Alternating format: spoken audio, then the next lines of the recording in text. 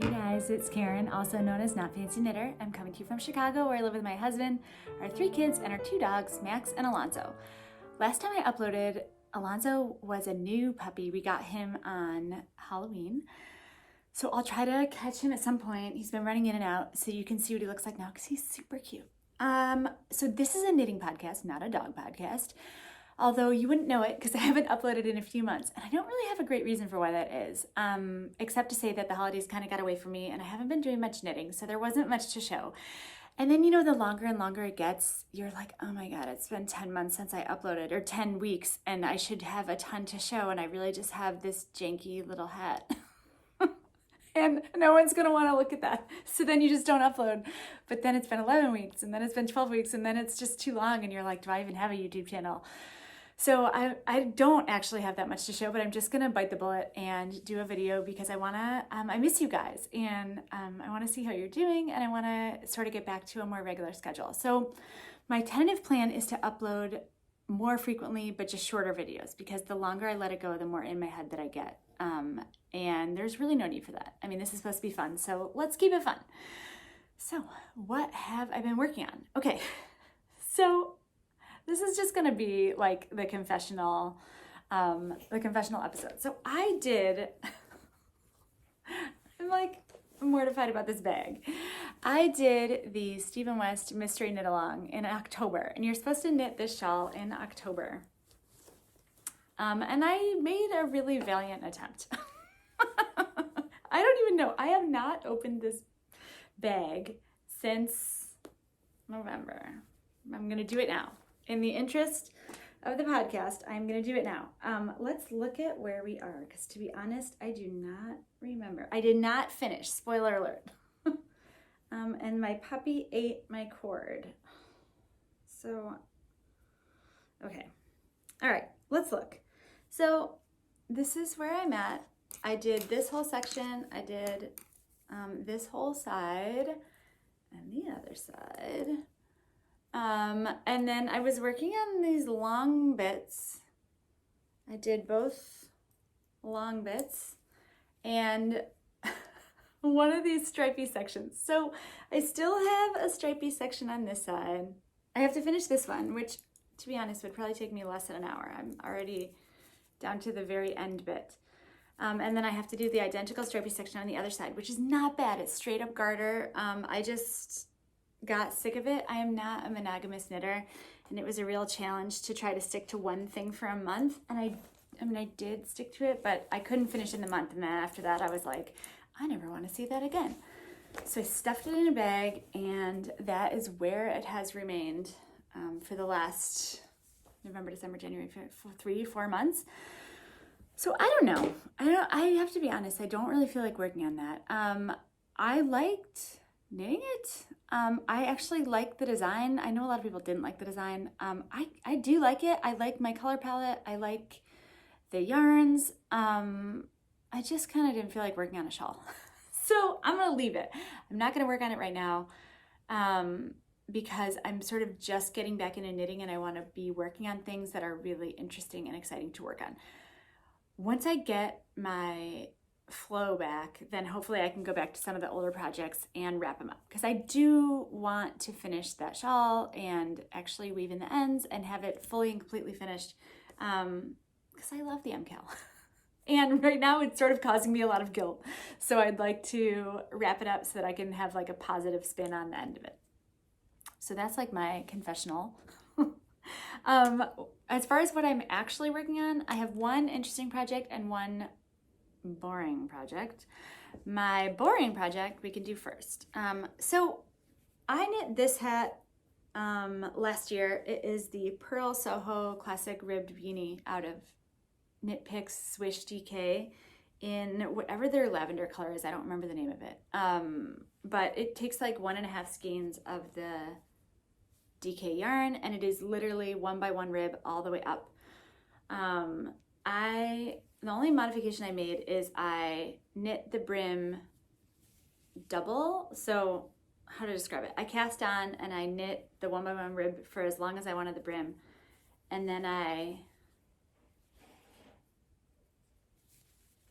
knit 2 together so that it was a double thick brim, and then I just kept on knitting, and when it got to the length that I wanted, I did my decreases, and that was that. But it's mostly just 1 by 1 rib all the way up.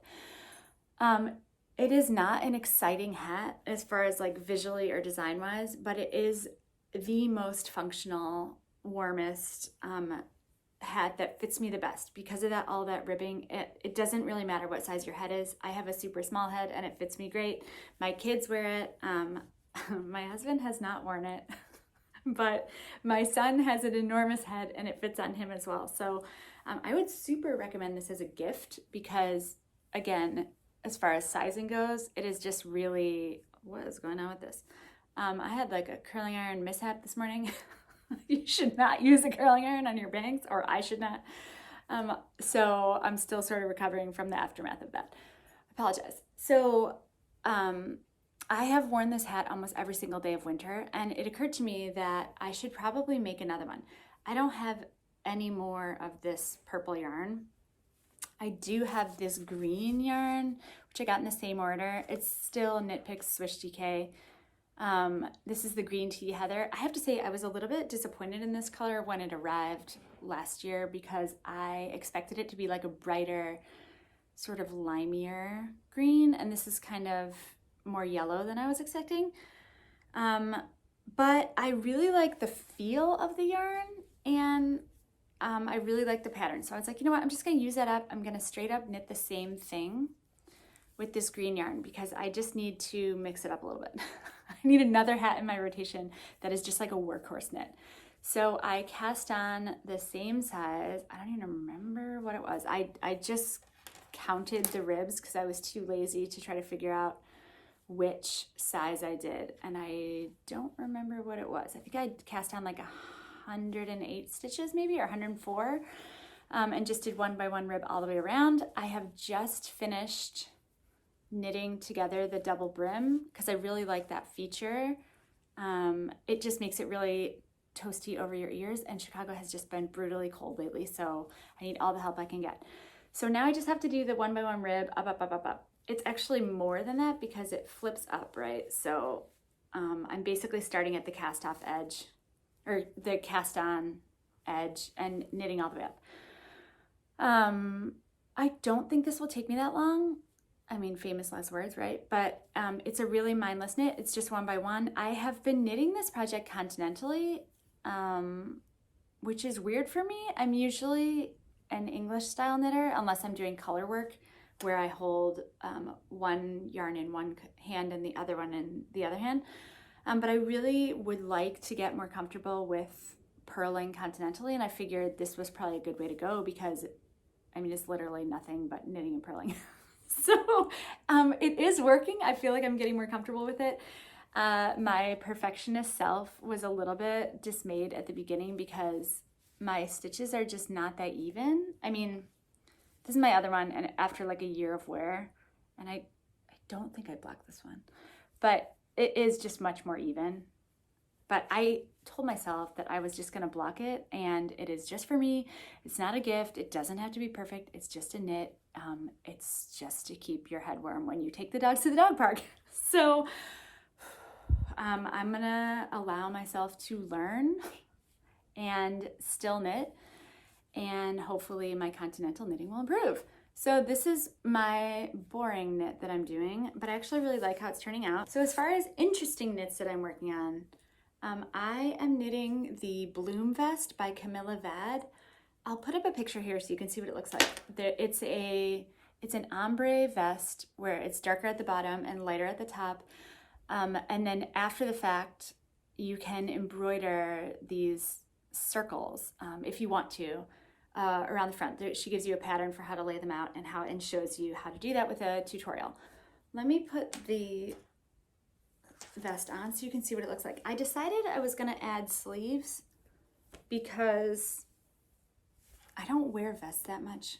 Oops. And I thought I would get more use out of it if it had sleeves. So I did one sleeve.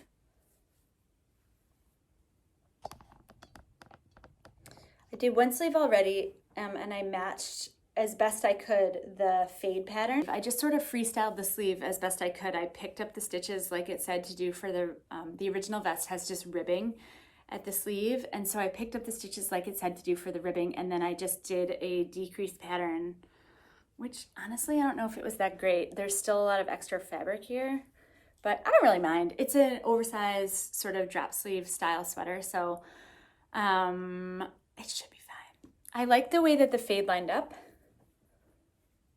So I just kind of guesstimated where to start it, and I did, the vest is knit bottom up, so I reversed the fade pattern and tried to keep the ombre as lined up as I could, and I think it worked out pretty well. This sweater is knit, that fade effect is accomplished by, you use 3 strands of mohair and 1 strand of this Eco Baby, which I don't remember where this came from. I'll put it on the screen. But it's basically 3 strands of the mohair, and then you start out with 2 of the natural and 1 colored mohair, and then you swap them out, swap one of the naturals out with a colored mohair strand, and yet more colored mohair, so that it just becomes darker and darker. The white mohair that I used is just a natural from the dyer supplier that I used. It's called Wool to Dye For, which sort of saved a little bit on the cost. And then I dyed up this mohair myself at this point a long time ago. But I really like how it turned out. And I like the ombre effect. I love the color at the top. I mean, it's hard to see on camera, but it's like a really lovely marled effect. And then it just gets darker and darker as you go down. So I'm on my second sleeve. I've already picked up the stitches for the second sleeve, and I'm just starting to do the fade for the second sleeve. So I tried to take really good notes as I went along. I did not take as good of notes as I thought I did. I mean, it's basically just a bunch of scribbles on my pattern. I don't want to show it because it's a paid for pattern, but I scribbled as best as I could so that the second sleeve would match the first, but and match the fade pattern for the body. So I'm crossing my fingers that I can make that happen and it looks intentional. I would guess that this will take me about a week to finish up. It is nice because the sleeve is so wide that you can just use kind of a circular that you'd use for a hat. What is that, a 16-inch circular, instead of fiddling around with double points or magic loop. I only needed to do the double points when I got to the cuff. Where is my cuff? I did a really long cuff that kind of mimics the waistband. This looks terrible on camera, and there's all these ends, but it looks good in person, I think. It's basically just a really wide cuff. There's this purl row there that is also on the hem, which I think is a really nice design feature. It's really simple, but it just sort of adds a little bit of something. And the sweater is super fuzzy. I mean, I love mohair, and this is just incredibly fluffy. So I think I'll get a lot of wear out of it. I made it pretty cropped, not like ridiculously cropped, but I definitely would wear high-waisted pants with it, which I wear all the time now anyway, because I think it's sort of a requirement when you get over 45 to just wear the highest pants. I mean, honestly, if I could get pants that went up to like here, I would wear them. I mean, send in my way, because I'm all about that. So that's really what I've been working on. I have a lot of projects that I planned on starting that I sort of stepped away from over the holidays that now I'm really excited to get back to. So I'm going to show you a little bit. I have a couple of sweater quantities that I want to work on. I know I talked about these a little bit when I got them before, but since it's been so long, I'm just going to quick run through what I've got so that you can see what's coming down the pipe. Okay, when I was collecting my yarn, I found an unused skein of the Eco Baby. It's from Isagar, and it is, what is it? 68% baby alpaca and 32% organic cotton for 50 grams. You get about 150 meters. It's really soft and squishy, and I don't remember exactly how much it was, but I remember thinking like, that's not that expensive. So it sort of balances out the ridiculous cost of the mohair. So that's that. I have this here, which is a skein of Noro, a giant skein of Noro. What kind of Noro was this? I don't even remember. It is 50% yukata. Okay, here we go. So this is a big skein of Noro yukata. It's 50% silk, 25% wool, and 25% polyamide. I'm not even sure. I think this is a DK or a sport weight. I was going to use it for a pullover sweater for one of my girls. I wanted to do like an off-white or a pastel colored sweater and then use this for some sort of all-over color work. So I got that going on. I still haven't bought the main color for the body because I haven't picked a pattern yet, but this is definitely gonna be something because these colors are amazing. I mean, there's even some purple in there, and I love a good Noro. So I got this. I also have a sweater's quantity of these two yarns. This is Gilead, what is it? Gilead 100% wool. I really should have looked at this before I started talking. In the colorway, this is the colorway Sage, and I got sort of a matching, a little bit bluer mohair from Isagar. This is their silk mohair in the colorway 66. I don't remember what it was called, but I thought they were really pretty together. I started swatching it, but clearly didn't get very far, and then my yarn got separated from the ball, so I have the teensiest beginning of a swatch. Gilead is a little bit toothier than I was expecting. It's not scratchy, but you can definitely tell it's non-superwash. And even on this tiny swatch, the texture is a little bit different than what I thought. In my mind, I thought it would just be like super soft and fuzzy, but I bought it online, so you never really know what you're gonna get. So I'm gonna think about what I'm gonna use with this. I probably would wanna wear something underneath, particularly up here, just because I feel like it might bother me a little. I don't know. I gotta think about that.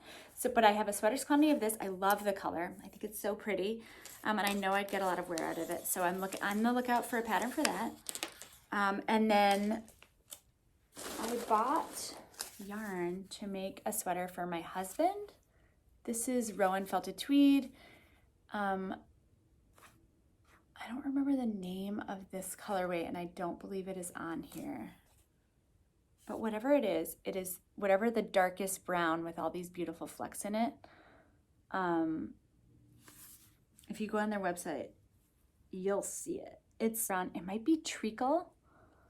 For some reason, that name is ringing a bell. But I have a sweater's quantity of this for an adult man. So this is super soft. So I'm actually kind of bummed that I was going to use this for a sweater for my husband because I would love a sweater in this. But I did say I would do it, so I'm going to cast on some kind of sweater for that. I haven't picked exactly which one, but he just wants like a basic crew neck. And I figure, you know, I've been knitting for like 3 years. I could probably knock out a sweater for him at some point. And lastly, last but not least, speak of the devil, my husband got me this beautiful yarn when he was on a trip because he's a good guy. It is this incredibly saturated purple. Let's see if we can get a good look at it. It's 3 Irish Girls yarn. The Adorn Luxe, 85% merino, 15% nylon in the colorway Balmoral. It says 430 yards, so I think it's a fingering weight.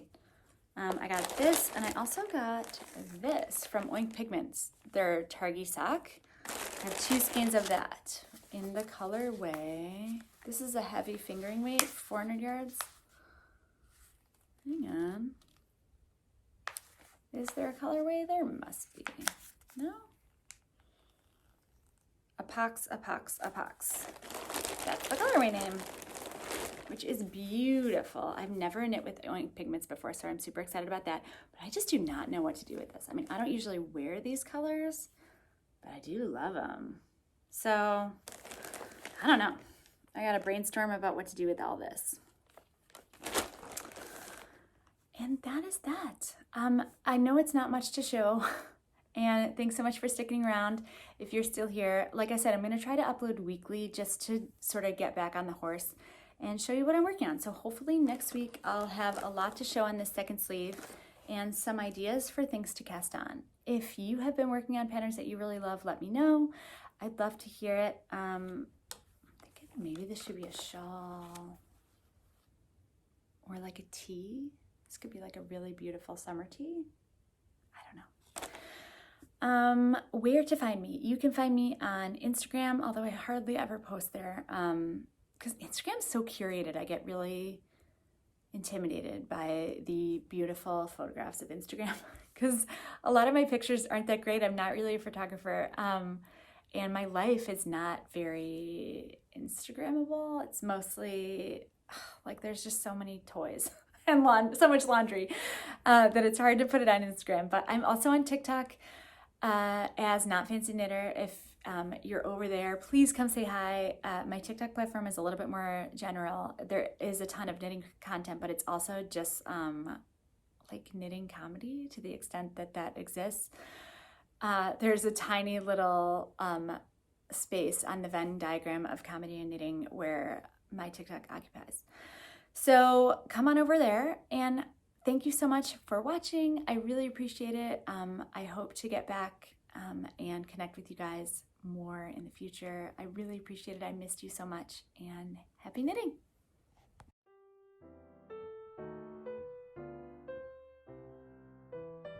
Alonzo, hi. This is Alonzo. He is 8 months, and this is Max, the OG Bichon at our house. They're both Bichons. They're both the bestest boys, and they are the best of friends.